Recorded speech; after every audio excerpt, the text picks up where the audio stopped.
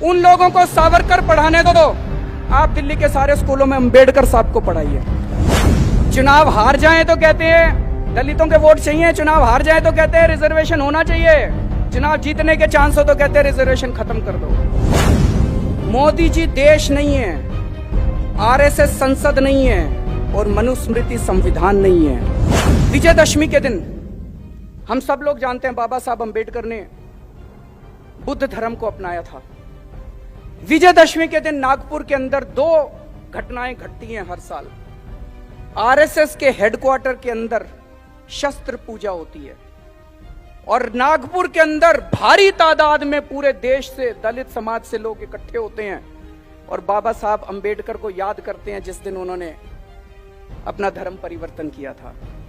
और 2 साल से मात्र चंद लोग जो आरएसएस के हेडक्वार्टर में शस्त्र पूजा करने के लिए इकट्ठे होते हैं उसका दूरदर्शन लाइव टेलीकास्ट करता है, लेकिन लाखों दलित जो बाहर मैदान के अंदर नागपुर के अंदर इकट्ठे होते हैं अपने बाबा साहब अंबेडकर को याद करने के लिए, उनका दूरदर्शन लाइव टेलीकास्ट नहीं करता है।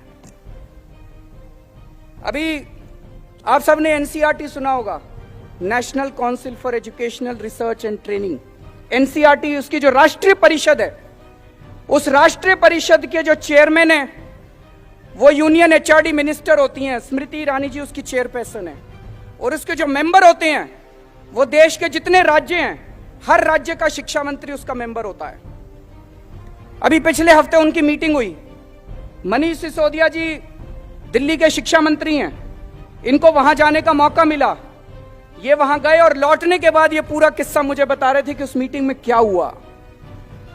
एनसीईआरटी की मीटिंग में इन्होंने बताया 5 मिनट, पहले 5 मिनट में जो उनका फॉर्मल एजेंडा था वो पूरा कर लिया और उसके बाद चर्चा शुरू हुई। उसमें कई बीजेपी शासित राज्यों के भी शिक्षा मंत्री थे। चर्चा शुरू हुई कि सावरकर को स्कूलों के सिलेबस में लाया जाना चाहिए कि नहीं लाया जाना चाहिए। मनीष ने उसका विरोध किया। आधा घंटा पौना घंटा इसकी चर्चा चली कि सावरकर को स्कूलों में पढ़ाना चाहिए कि नहीं पढ़ाना चाहिए। जब मनीष ने विरोध किया, उनको लगा बाहर बात फैल जाएगी, तो स्मृति जी कहते हैं नहीं नहीं, इसको बात को यहीं खत्म करते हैं, हम नई शिक्षा नीति बना रहे हैं उसमें डाल देंगे, इसको बाद में आपको बताएंगे इसके बारे में। मैं आज मनीष सिसोदिया से अपील करना चाहता हूं, उन लोगों को सावरकर पढ़ाने दो। आप दिल्ली के सारे स्कूलों में अंबेडकर साहब को पढ़ाइए।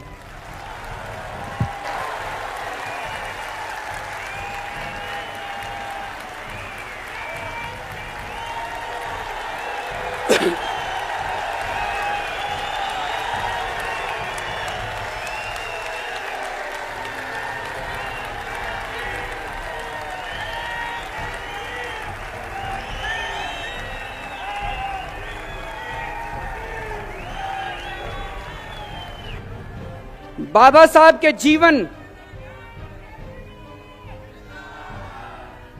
बाबा साहब के जीवन और बाबा साहब के विचार, बाबा साहब के संदेश, इनको विस्तार से आप दिल्ली के सारे स्कूलों में इसका सिलेबस तैयार किए और सारे स्कूलों के अंदर इसको पढ़ाने का इंतजाम कीजिए।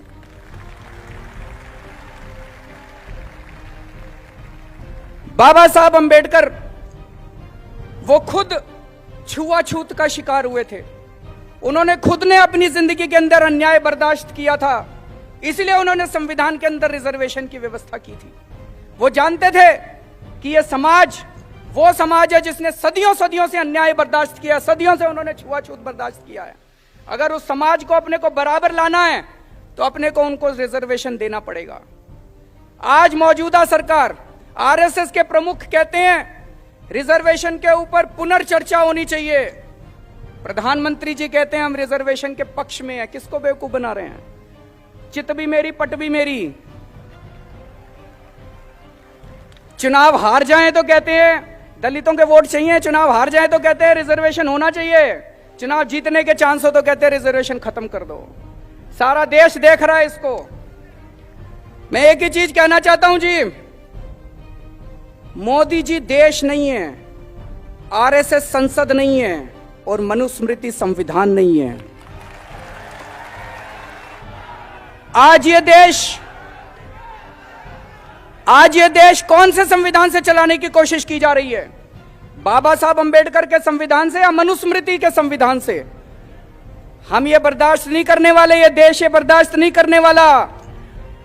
बहुत सालों के संघर्ष के बाद, बहुत सालों की लड़ाई के बाद आजादी मिली थी और आजादी के बाद बाबा साहब अंबेडकर ने हमें यह संविधान दिया है।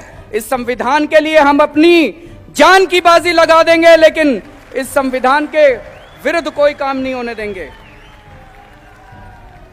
आज इन्होंने संविधान के परखच्चे उड़ा रखे हैं। इन्होंने अरुणाचल के प्रदेश के अंदर सरकार तोड़ दी, खरीद लिए, सरकार तोड़ दी, सरकार गिरा दी।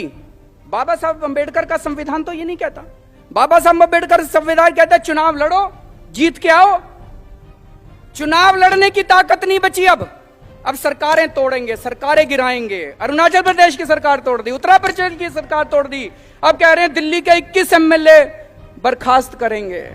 कर लो बर्खास्त, आ जाओ मैदान में, चुनाव लड़ते हैं।